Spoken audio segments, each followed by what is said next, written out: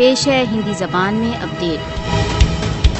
21 जनवरी 1990 भारतीय सशस्त्र बलों ने श्रीनगर के गवा कादल क्षेत्र में 50 से अधिक नागरिकों की हत्या कर दी। 35 वर्ष व्यतीत हो गए।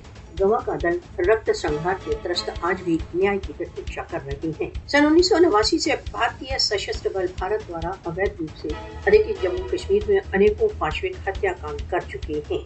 गत 36 वर्षों में 96,388 कश्मीरी भारतीय पीड़ितों का निशाना बन चुके हैं। गवा कादल जैसे रक्तपातों की स्मृतियां कश्मीरियों के मन में आज भी यथावत हैं।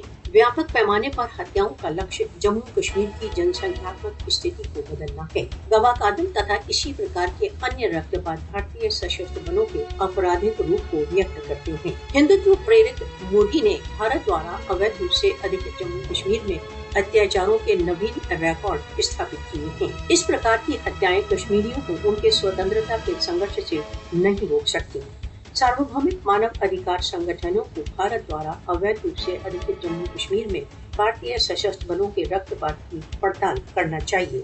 भारत द्वारा अवैध रूप से अधिकृत जम्मू कश्मीर में विश्व को गवा कादल तथा अन्य हत्याकांडों के अपराधियों की पड़ताल करना चाहिए।